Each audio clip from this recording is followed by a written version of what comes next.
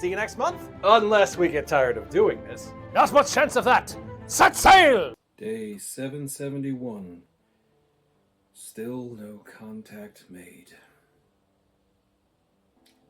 You know, I took this job because I expected there to be some excitement. Exploration of the unknown.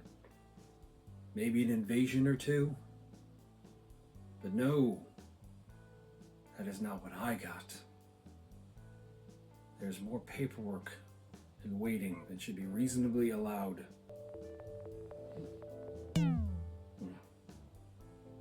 don't even know what my name is, or if I even have one. What is reality? I'm real. I'm pretty sure I'm fully disassociated and you're just some guy I saw on the bus last week. You interviewed me for this internship. You told me it was like looking in a mirror. Did I? I don't know. All I do know is drudgery and mundanity has addled my brain, and I can no longer find the joy that once was. We could play a board game. Nah. That's a real waste of time. Right? Who actually wants to do that? Oh, okay. I'll just go.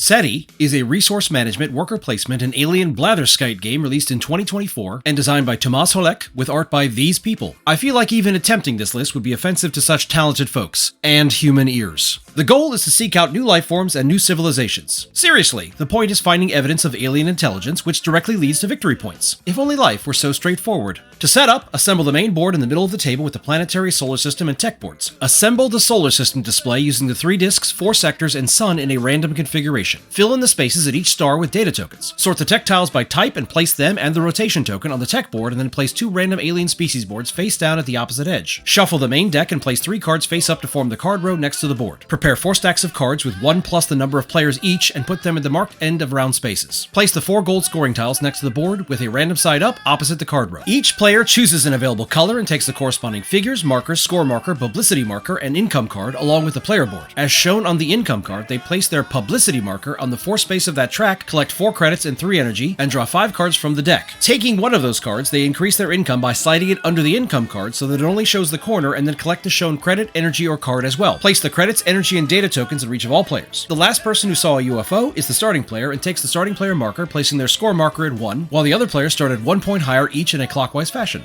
In SETI, players represent terrestrial organizations funding research into the search for extraterrestrial intelligence. It's right there in the name. The game is played over 5 rounds where players in turn order will complete 1 main action and any number of free actions. Main actions include launching, orbiting, or landing a probe, scanning nearby stars, analyzing data, playing a card for its action, and researching a new tech. The overall idea is to collect life traces from one of 3 color-coded categories. Yellow traces are usually found by landers, pink traces are gathered through concentrated scans, and blue traces are collected from analyzed data. The cards offer 4 options for use: discarding to gain the upper left reward as a free action, selecting sectors for scanning, the upper right color, tucking for income when that reward is claimed, and paying the credit cost to play the card for the main action, which have a variety of effects. The technology tiles are purchased with publicity and are slotted in specific spaces on a player's board, enhancing the probe, scan, and analyze actions on future turns. Some actions, especially researching tech, will cause one of the solar system disks to rotate as noted by the rotation token, which also moves to the next clockwise position. The larger disks will cause any on top of them to rotate as well, which possibly improve or impede the progress of probes. Nearly every action on the board comes with some amount of points, and at noted point thresholds, players will be able to select one of the gold scoring tiles to add their marker to, giving them additional endgame scoring opportunities. The biggest rewards come from using those life traces to claim discovery spaces at the species boards. At the end of a turn, when at least one of each of the 3 traces has been found for a species, that board is flipped and discovered. These will add new cards, tokens, discovery spaces, and basically a new minigame for each of the 5 included species. I won't spoil them here, but they can get weird and incredible. If a player cannot or chooses not to take an action, they may pass for the round and select one of the cards from the current end of round stack to add to their hand. Once all players have passed, the round ends, income is earned, the starting player markers pass clockwise, and a new round begins. At the end of the 5th round, the game ends and players will gain additional points for gold scoring tiles, end of game cards, and some alien species. The player with the most points wins. Ties are broken by the biggest Carl Sagan fan. That is in fact a joke in the rulebook.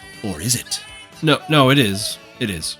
My favorite game when I was a kid was Buck Rogers' Battle for the 25th Century, a war game in the vein of Axis and Allies, except swapping battlers for bombers and troopers for infantry, and, well, the inner planets for just Earth. The centerpiece to the board was a solar system display, which had markers for the rocky planets and major asteroids in the belt, rotating at varying paces and offering the opportunity to launch a devastating offensive when they would align just right. It was a 6-color plastic joy that I could never get anyone else to play with me. SETI comes with a robust solo mode, so I no longer have that concern. But I still prefer it with real humans, Earthlings, people. Got a little tripped up there. No worries though. Whatever part of the galaxy you hail from, I'm always game.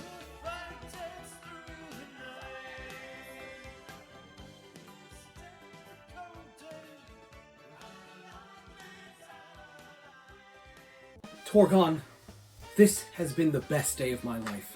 Thank you for sharing this game with us and reminding us how to have fun over a 3 to 5 hour period while following strict rules and procedures.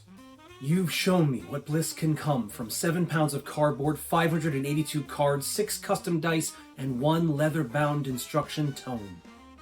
That's all I ever wanted. You're the best.